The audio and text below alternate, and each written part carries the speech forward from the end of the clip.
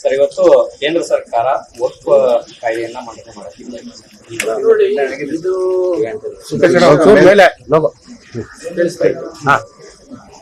ನೋಡಿ, ನಾವು ಬಹಳ ಸ್ಪಷ್ಟವಾಗಿ ಹೇಳ್ತಾ ಇದ್ದೀವಿ, ಈ ವಕ್ಫ್ ಅಮೆಂಡ್ಮೆಂಟ್ ಏನ್ ತಂದಿದ್ದೀರಾ ಇದು ಅನ್ಕಾನ್ಸ್ಟಿಟ್ಯೂಷನಲ್.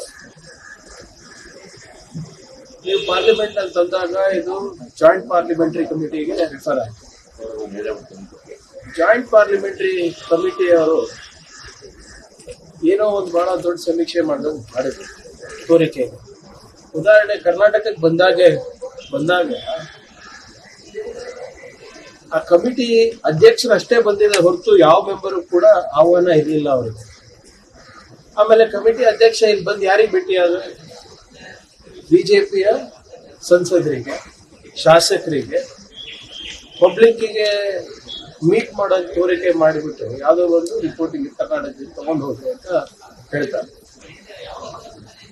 ಅದಲ್ಲದೆ ಈ JPC ಕಮಿಟಿನಲ್ಲಿ ಸುಮಾರು 500 ಪುಟದ ಒಂದು ರಿಪೋರ್ಟ್ ತಯಾರಾಗಿದೆ ಅಂತಾನು ಕೂಡ ಹೇಳ್ತಾರೆ. JPCಯ ಪಾರ್ಲಿಮೆಂಟರಿ ಪ್ರೊಸೀಜರ್ಸ್ ಪ್ರಕಾರ ಎಲ್ಲರೂ ಕೂಡ JPCನಲ್ಲಿ ಬಂದು ಚರ್ಚೆ ಆಗ್ಬೇಕು. ಚರ್ಚೆ ಆದ್ಮೇಲೆ ಅಲ್ಲೇನಾದ್ರೂ ಅಬ್ಜೆಕ್ಷನ್ಸ್ ಇದೆ ಅದಕ್ಕೆಲ್ಲಾನು ಕೂಡ ನಿವಾರಣೆ ಮಾಡ್ಬಿಟ್ಟು ಆಮೇಲೆ ಮತ್ತೊಮ್ಮೆ ಪಾರ್ಲಿಮೆಂಟಿಗೆ ತರಬೇಕು.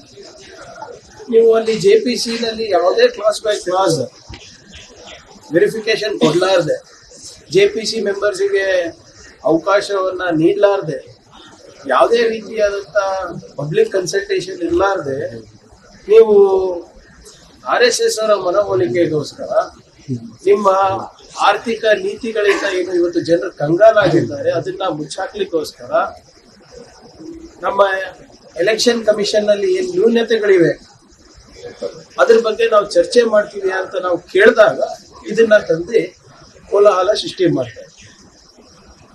ನಾವು ಕೇಳ್ತಾ ಇರೋದು as per constitution, as per law ಏನಿದೆ ತಗೊಂಡ್ ಬನ್ನಿ, ಚರ್ಚೆ ಮಾಡೋಣ, ಡಿಬೇಟ್ ಮಾಡೋಣ. ಆದ್ರೆ ಎಲ್ಲಾ ನಿಯಮಗಳನ್ನ ಗಾಳಿಗೆ ತೂರಿ ಇವತ್ತು ಒಂದು ದೇಶದಲ್ಲಿ ಕೋಮದ ವಿಷ ಬೀಜವನ್ನ ಬಿತ್ತಲಿಕ್ಕೆ ಇವತ್ತು ನೀವು ಹೊರಡ್ತಾ ಇರೋದು ಸರಿ ಅಲ್ಲ ಅಂತ ನಮ್ಮ ವಾದ.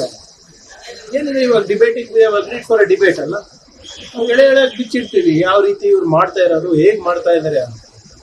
ಆದ್ರೆ ಟೈಮಿಂಗ್ ನೋಡಿ, ಎಲೆಕ್ಷನ್ ನಲ್ಲಿ ನಡೆದಿರುವಂತ ಫ್ರಾಡ್ ಬಗ್ಗೆ ನಾವು ಕೇಳಿದಾಗ ಇವ್ರು ತರ್ತಾರೆ. ದೇಶದ ಆರ್ಥಿಕ ನೀತಿಗಳು ಚರ್ಚೆ ಆಗ್ಬೇಕು, ಶ್ರೀಸಾಮಾನ್ಯರ ಬಗ್ಗೆ ಚರ್ಚೆ ಆಗ್ಬೇಕು ಅಂದ್ರೆ ಈ ನೀತಿಗಳು ತರ್ತಾರೆ.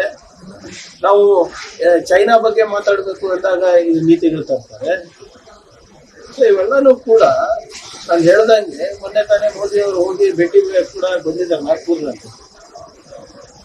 ಸೊ ಒಂದ್ ಕಡೆ ಸೌಗಾದೆ ಮೋದಿನೂ ಮಾಡ್ಬೇಕು ಅಂತಾರೆ, ಇನ್ನೊಂದ್ ಕಡೆ ವಕ್ಫಿಗೆ ಇಂಥ ಬಿಲ್ಗಳು ತಂದು ಏನು ನಮ್ಮಲ್ಲಿ ಏನ್ ಐಕ್ಯತೆ ಇದೆ ಅದನ್ನ ಹೊಡಿಲಿಕ್ಕೆ ಪ್ರಯತ್ನ ಮಾಡ್ತಾ ಇದ್ದಾರೆ ಅಷ್ಟೇ.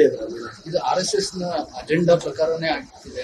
ನೋಡಿ, ಇವರೇ ಮೋದಿ ಅವರು ಬಹಳ ಬಲಿಷ್ಠರಿದ್ದಾರೆ ಅಂತ ಅನ್ಕೊಂಡಿದ್ರು. ಹಿಂದಿನ ಚುನಾವಣೆಯಲ್ಲಿ ಯಾವುದೇ ರೀತಿಯಾದಂತ ಸಹಕಾರ ಸಿಕ್ಕಿಲ್ಲ. 10 ವರ್ಷ ಆದ್ಮೇಲೆ ಮೊನ್ನೆ ತಾನೇ ನಾಗ್ಪುರಿಗೆ ಎಂಟ್ರಿ ಕೊಟ್ಟಿದ್ದಾರೆ. ಸೊ ಅಂದ್ರೆ ಏನರ್ಥ, ಮೋದಿ ಅವರ ಮಾಸ್ಟರ್ ಸ್ಟ್ರೋಕ್ಗಳು ಯಾವ್ದು ಕೆಲಸ ಮಾಡಿಲ್ಲ.